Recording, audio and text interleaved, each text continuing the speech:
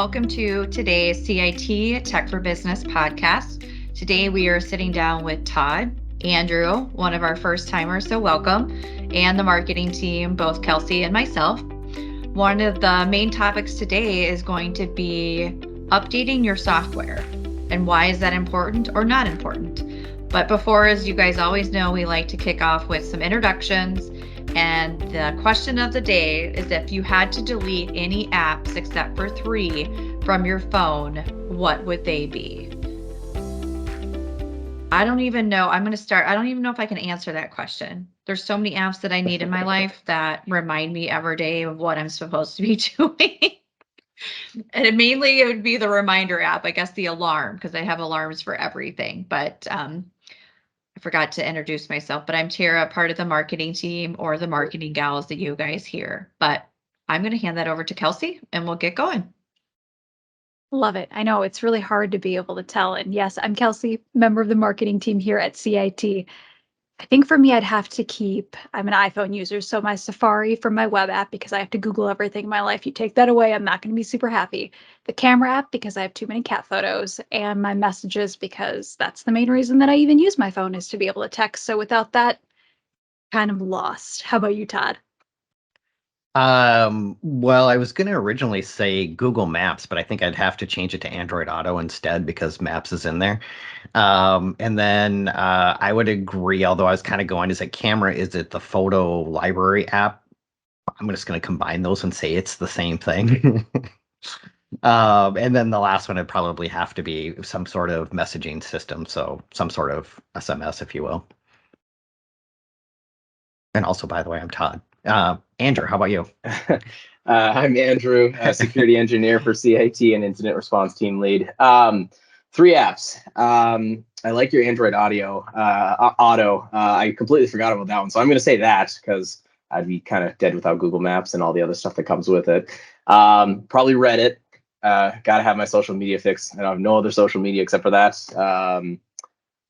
Probably my multi-factor app as well. I think I'd be locked out of every single account I have ever if I didn't have that. So, yeah, I just abandoned work. That was the answer for me.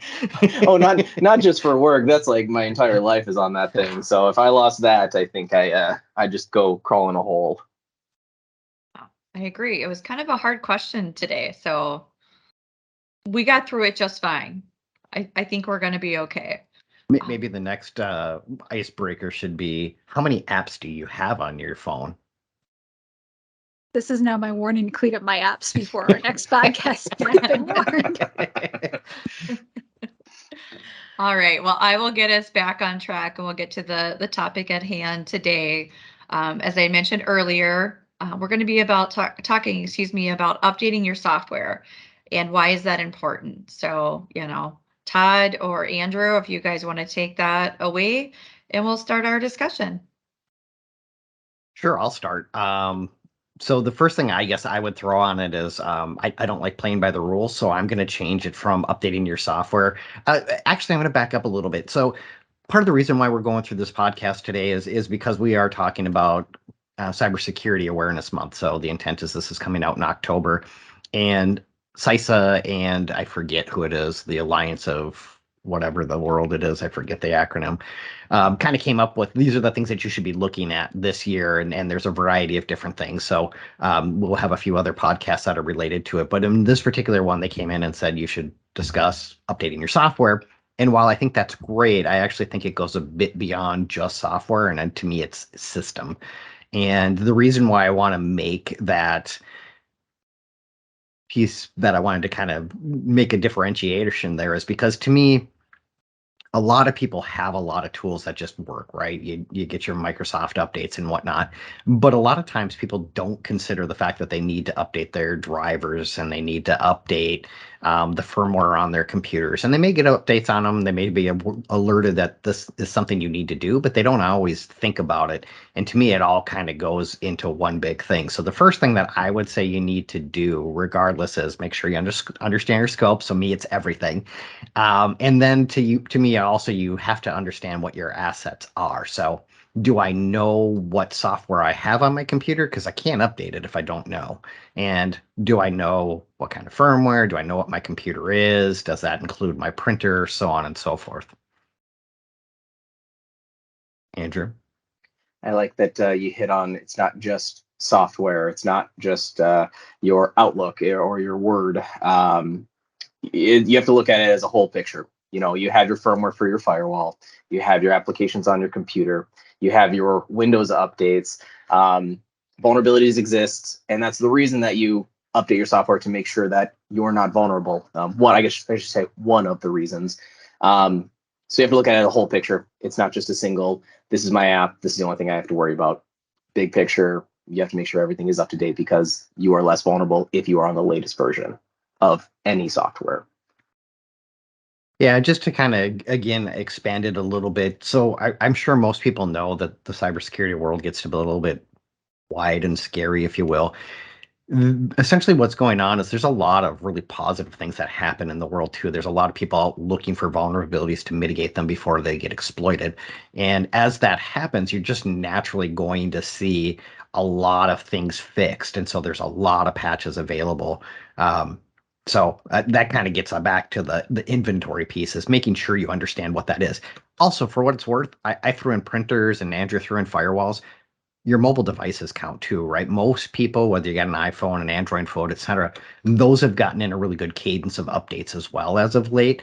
But also, I know people that are on really old stuff that can't get updates anymore. And speaking of our original icebreaker intro, is I have a friend of mine who can't run Android Auto because his phone's too old, and I'm like, dude, you need to update specifically for Android Auto, but also in regards to it's time to make sure you're getting your updates for your devices as well. So I wanted to pose the question to Todd and Andrew and Kelsey. You can chime in as well. But why should an end user care about all of this? I mean, they have this. It's supposed to work when they're using it. So why would I care about updating my software? I guess what I would say is the reason you should care is because you're using your computer, you're using your device, you're on the internet. Attackers are constantly trying to attack you. They're always trying to find their next way in.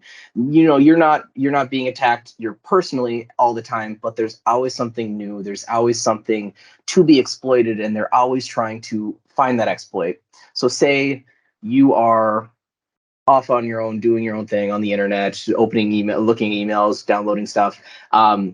Say there is a vulnerable piece of software that you have an update for, but you haven't done it. The attacker can exploit that, compromising you and then compromising your business, or getting information from you that you wouldn't want them to have. So I think that's one of the important things about keeping your software up to date, is so you aren't vulnerable to those known vulnerabilities. Yeah, I'd agree with that. I think a lot of times when you're talking about it, our podcast is called Tech for Business. So we tend to have a very technical business related concept behind everything. But I agree with Andrew 100% is in order for anybody to care, you do have to think about yourself as well. And you may think and say to yourself, hey, I'm too small. I'm not a big deal. Nobody cares about me. The reality is it doesn't really matter. They're always plugging away at it. So I'll actually give you a personal example is, I actually got an MFA notification that someone had found an old password that worked on an old gaming platform that I used to use. Haven't logged into it for years, but the MFA popped up and I was like, oh, hey, look at that. I guess I better go change that password. I didn't even know I wasn't using or I hadn't updated in a long time, or delete the account. But the point here is that I personally was vulnerable. I mitigated it by having MFA, totally different conversation. But I was vulnerable, and somebody cared enough to go try and mess with it. Well, I don't know what for, if they're going to download games or whatever, but that part is mostly irrelevant. The point is still, you still need to go do your due diligence. And people are vulnerable at homes. There's all kinds of ways that people are trying to get your passwords, whether it's something like an Equifax hack or something else. That kind of stuff happens regularly. And so making sure that you're doing your due diligence and just cleaning up what you easily have control of makes perfect sense. A question too is for organizations like CIT, or as we try to educate our SMB market, what kind of tools can they use though to make sure all of this is updated? Is there a magic bullet that updates everything, because you guys talked about firewalls, Word, Office 365, all of that. Like, how do you manage all of that? That seems like a lot of work. I'm already like exhausted thinking about it. Well, I'll take a first pass at it. So, it does differ whether you're at your home or a business. So at home, a lot of people probably have the automatic Windows updates in there. You get your new device, Windows says, please allow me to automatically update. That's so easy to say, yes, you should be doing that. A lot of other tools will do that as well. Like you get a Dell, you get an HP, it doesn't really matter what the device is. They'll typically prompt you when you're setting it up as well. That sometimes happens for business. The problem with business is that most employees just assume that the company's taking care of them. So the reason why I said it's important for employees to care is because you're as much a part of cybersecurity as the CISO or whatever, the CEO. And so there are tools that help with that. I'll let Andrew expand on that particular piece of what other tools there are for that. For business sake, and I kind of want to add one item there is you have this fatigue for all these softwares, all these things you have to update. The inventory is the biggest thing. We've talked about it already earlier in the podcast, but one of the best things you can do is have that inventory and know what software, know what firmwares, know what devices you have on your network so you can do the updates. So you are aware of what software is vulnerable or when devices are updating. I think Windows automatic updates, they start second Tuesday of the month, every month. Those push out automatically. You can update that way, but there are all other softwares. But knowing what software you have in your environment is very important. So then you know when and how to update them. If they're automatic, great, makes your life easy. If they're not, say like a firmware for a firewall. That's not. You have to manually do that. You have to download it. You have to install it.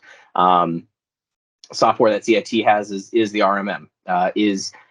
Pushing Windows updates automatically for you, driver updates, some line of business applications we can push. But oftentimes it is a manual update, for a firewall, for a switch, things like that. But knowing what software you have or what devices you have in your network is very important, so that you know when you need to update them. For those that are listening along, RMM stands for Remote Monitoring and Maintenance, and so it is a typical patch management tools. There's a ton of them out there. So there's third parties, like if you're working with a provider like CIT, Microsoft's got SCCM. There's a bunch of them out there, and I don't know what SCCM stands for. Sorry, I'm sure it makes perfect logical sense, but acronym soup. We're in technology; it's what we do. So there are a lot of tools out there that do it, and a lot of them will include third-party patching too. So that includes making sure that your browsers gets updated, although you probably see that often too. One thing I'll note here when it comes to browsers is don't be afraid to hit that update button anytime it pops up. So I know sometimes you go log in and you're like, well, I'm logged into my email or I'm logged into this or that. More often than not, those tools will keep you logged in even after it relaunches. So update your software. You absolutely need to. I wanted to circle back real briefly too, is when we were talking about why do people care, there are benefits as to why you want to go through the process of updating your stuff. One, it could be something as simple as performance gets improved. There are a lot of times when patches include system performance improvements. More often than not, the vast majority of the updates, and we're coming from it from a security perspective, it's because what we do. But when you're seeing those regular cadence things, the Microsoft patches, your Android or Apple updates, those are almost always security patches, and you definitely do want to apply them.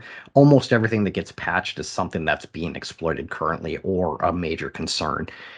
There are also times where you will get feature updates. So again, updating that will give you new feature updates. And it could just be minor things too. Like there might have been this annoying little bug that you used to have, and that update will come through and fix that as well. So there are a lot of really good reasons to do it. And if you're on a cadence where it happens at night, it's not terribly intrusive or anything that's really going to set you back. All great stuff. I did have one underlining question, because I always like say I'm going to put myself in a business owner's shoes. So we talk about updating all these devices. How do you keep track of all of that? I mean, how do you know what has been purchased, which end user has what, or when that needs to be updated? Because I think a lot of that, comes around to the budgeting side of that and preparing to have that updated on a regular basis. So if we could talk a little bit about that, I think that would be a great point of discussion. Sure. Andrew, you want to start?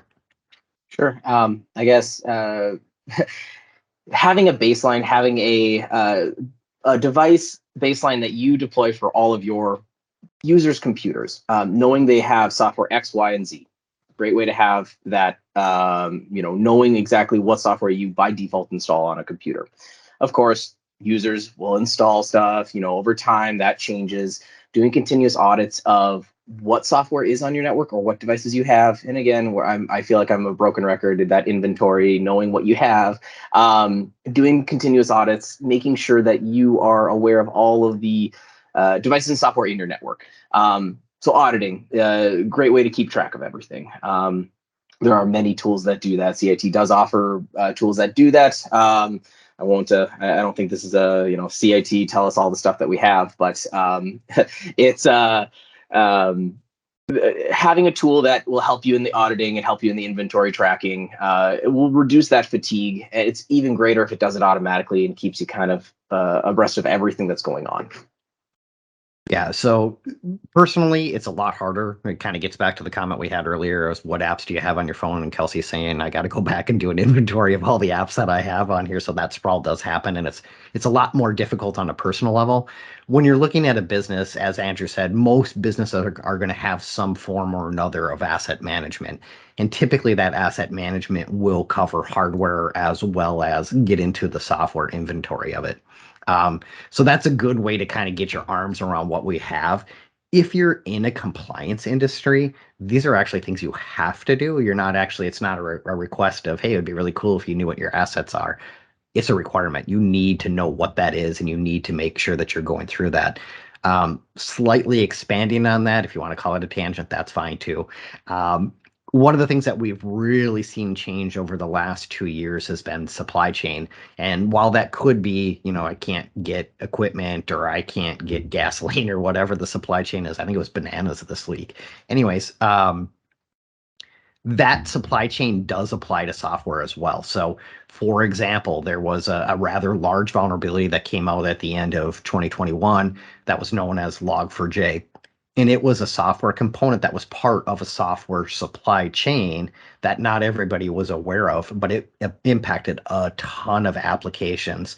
And knowing and understanding what all of that chain is incredibly important, because you may be picking up vulnerabilities. So the context where I had the compliance piece is, in a compliance world, you're supposed to know what your supply chain is, and it does directly impact software as well as hardware. I did want to ask, Andrew, since you mainly focus on a lot of the security side of things for CIT and our customers, you talked a lot about the vulnerabilities that come into play with updating your software. What happens if you don't, and there's a vulnerability and somebody gets control? Like what steps can they go through, or how much information can they get by that particular piece? By a vulnerability being exploited? Yes. So I have something on my phone and I didn't update my software and somebody got a hold of my phone. Like what can they get to? Because obviously I'm a CIT employee. Can they get anywhere? Do they have the tools? Or if they don't have the tools, how far can they get into the network? So I'll give you kind of a real life situation. This happened in 2021. A newly onboarded client of ours, they had an older system that was not fully patched, was not up to date, had the correct patches installed. It was a vulnerability that existed, before they came to us. But with that, the attackers exploited it and they actually ransomed the network. So by not keeping your devices up to date, it's not just ransomware. I mean, ransomware is kind of that big scary thing, business critical impacting. But it could be something as, exposing information, social security numbers, PII, HIPAA violations. All those things can happen, and it all varies from industry to industry, but a vulnerable system can grant attackers access to stuff that you do not want them to have, or be able to do things in your network that you really don't want to have happen. It's one single vulnerability that this happened to the client. And, it's unfortunate that it happened, but, attackers are always trying to find the newest vulnerability. And as what they call in the security world, the blue team, they have to defend everything. All it takes for an attacker to do is one single vulnerability and they're in. So it is a very difficult thing to do, but constantly staying up to date is going to help you immensely. Yeah, so just kind of expanding on that briefly, is this is the point of Cyber Awareness Month, is kind of doing the blocking and tackling. And this is something that is not terribly complicated to do. I know we talked about it and we expanded it and made it more complicated by throwing firewalls and whatnot in there. But as long as you know what you have, it is okay, and you still can do those reviews without a lot of work.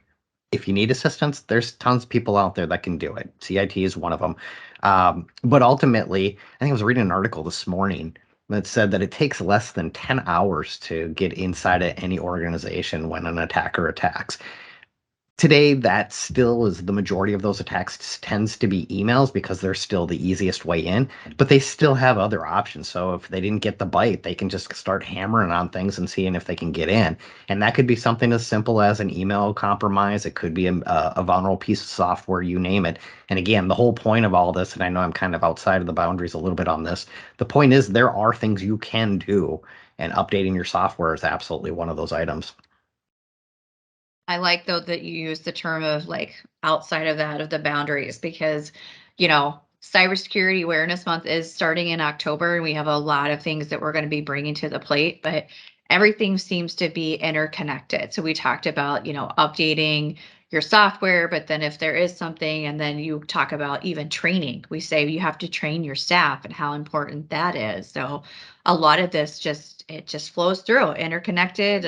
I see it on a diagram. It's cybersecurity is very, very important to organizations. And I think a lot of them don't take it all too serious, because then you even have like the what ifs. If that happens, what's our incident response plan? What does that look like? Where do things go? So I'll stop rambling. But is there anything else that you guys kind of want to talk about for last minute? Kelsey's got her hand. Let's go. I was going to say, for those of you who are just listening, I just raised my hand because I was like, I had one additional question, because right on the user side of the coin, when you update, right, you have people that are like, oh, because my phone is so old, now it doesn't run. This is a scam. They're making me buy something newer. We see it on a computer where Tara and I were working, and my computer was a little bit newer than hers. And she was like, so much faster. She goes, this is just dumb. It updates and then I can't use it. And I was like, yeah, you see that going on. What is the business ROI of spending the money right on the newer hardware, the newer software? Does that outweigh the cost of the potential risk of an attack or an incident, something happening? What does that look like? Great question. So it will get well outside of the boundary, so I won't go expand on it a whole lot from my perspective. So I am in upper management at the organization. We do work with a lot of companies, and so ultimately I get into consulting as well.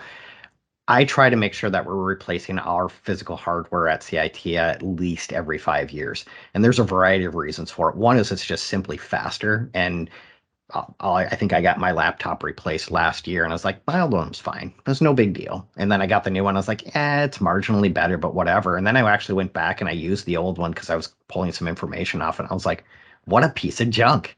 This is my Star Wars quote. Um, and it was just dramatically slower. But at some point, you do get to a point where they are no longer supported, and you have to figure out, what do I do? So you're not going to get a software update. It may not get patching. We see this often in manufacturing, where they're inevitably, the manufacturing equipment is extremely expensive and it's hard to replace. And so because of that, they hang on to the equipment forever. The nice thing is that equipment lasts forever too. But the downside is it becomes very difficult to defend it. So then you have to find other ways to mitigate that risk, like segmenting it off the network, et cetera. So long story short, to answer the question from my perspective is, yes, there's a huge value. One of them is just pure performance, but the other one is because there are weaknesses that are introduced by not being able to receive updates in the future. To add to that, from like a security engineer's perspective, security is a cost center. You're not getting money for the business out of the security department, out of the security team. But when it comes to, say, a ransomware incident, the average downtime for a company is 2 weeks. Can your business take a hit of 2 weeks of zero business, no money coming in? Factor that into the costs that you are willing to spend for upgrading, keeping things up to date. The return on investment, it's good hoping that you don't have an incident, you don't have something happen, but keeping stuff up to date is important. You're never going to be, making money off of your security department. We are protecting you. If there's no problem, security's doing their job. The only time that, quote unquote, security is not doing their job is when something happens, and a lot of the time is factors outside of our control. Yeah, I want to give Kelsey kudos on that. That was a really good question. And I love that we went outside of bounds, but like I mentioned, it's all great stuff and correlates into just overall awareness about cybersecurity and the do's and don'ts when it comes to that. So I'll ask my question to you again, if you guys have anything that you want to wrap up as we're coming up to time that you want to leave with our listeners today or viewers. Yeah, I'll jump in real quick. So kind of re-summarizing a lot of the stuff we said, to me, you got to start with your inventory, right? And I think that covers everything. We talked about that already. Make sure that includes your mobile devices because they're very important to you personally as well as your business. One of the things that I don't think we talked about a lot is when you get your updates or your software, make sure you get it from the source, right? So if you're getting updates, make sure they're coming from Microsoft. If you're having some sort of video problem and you're like, hey, I need an update for my driver, don't just go searching and download from any old website. Make sure it's the manufacturer. It does make a difference. In fact, to the point where in Windows 11, which is probably is very new for a lot of people, they just did one of their updates and they actually have included what's called smart app control. So Microsoft sees it as a major problem of making sure that your apps are coming from the source. If they're not, they will be implicitly denied. You do have to turn that feature on. Microsoft doesn't just automatically turn on security, but it is something that's there. And then the last thing that I'd say is we talked about it already is most of your updates are automatic, but if you don't do it, go out and make sure you turn your auto updates on. I think Todd covered pretty much everything I would have recommended in relation to this podcast is keep everything up to date and make sure you're doing it from known trusted sources. Great. Thank you guys. Thank you, Todd. I'll call out your names, Andrew and Kelsey. I think this is a really great conversation. I personally love doing these because I learn a lot as well. And that's the goal too for our audience is to educate you guys as well. But if you have any feedback that you would like to provide to us or any topics of discussion that you would like to hear us speak about, let us know by visiting cit-net.com/podcast, or you can simply email us at info@cit-net.com, and we look forward to chatting with you guys more next week.